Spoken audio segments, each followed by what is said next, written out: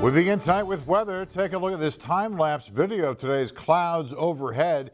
We are feeling the humidity along with the heat. We have live First Alert team coverage. News Channel 3's Tori King live in studio talking about why you should never ignore a weather alert sent to your phone.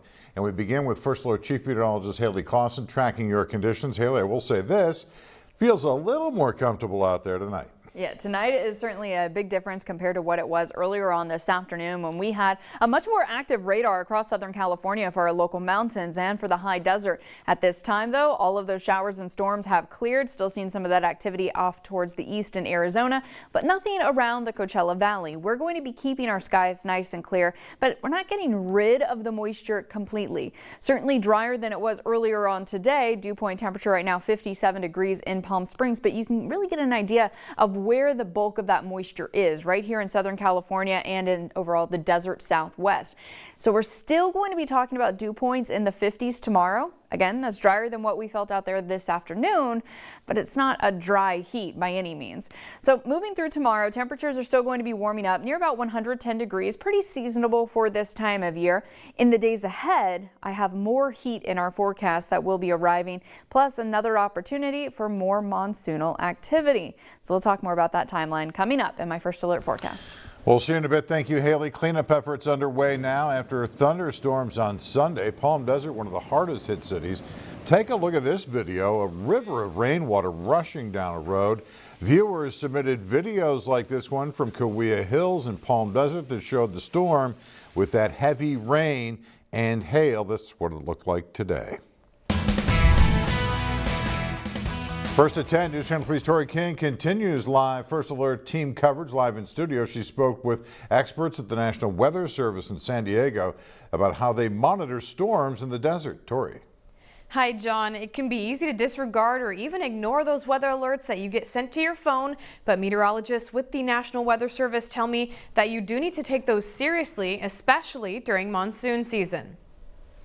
Whatever we're warning about, whether it be flash flooding or large hail, it is ongoing and occurring. Sam Zuber works with the National Weather Service office in San Diego, and they're constantly monitoring storms that are happening around Southern California, including here in the desert. We can pretty much get really large storms, and with those we get really heavy rainfall because again we have a lot of moisture in the air at the time, but we also can see things like large hail, really strong gusty winds. Over the past few days, some areas of the valley have seen monsoonal thunderstorms. A lot of people think monsoon and they think flooding, but really we can see some significant impacts from hail and wind as well as lightning. And those conditions can make a perfectly sunny day turn into a wet and possibly dangerous one in an instant. Once they develop very rapidly over the mountains. So yes, it can really happen in the course of about a 30-minute time frame where you go from just a little old cloud to a pretty significant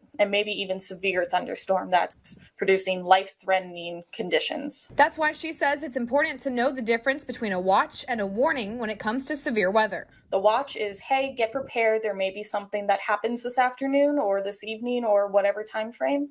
But the warning means that it is ongoing and it is happening right now. And although it can be easy to dismiss or ignore push alerts warning you to stay home, Zuber says you shouldn't. Can you explain why those things need to be taken seriously? At that point that the warning is issued, it's time to take action. You can no longer wait. You need to actually take action in order to protect your life and your property. Ways to make sure you stay informed on severe storms or weather in your area is to sign up for push alerts from your city or county services, or even signing up for alerts from News Channel 3's First Alert weather app. We are all here to try and protect you, and you want to make sure that you're getting the information as soon as it's happening, and that's the fastest way really to do so. Multiple alerts can be annoying, but really it is there to save your life.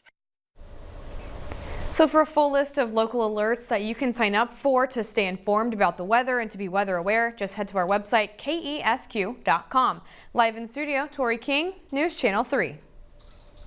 Thank you, Tori. And you can also stay up to date on all of your top stories, including your First Alert weather, free and on demand. Simply search KESQ and download our app on Roku, Amazon Fire, or Apple TV.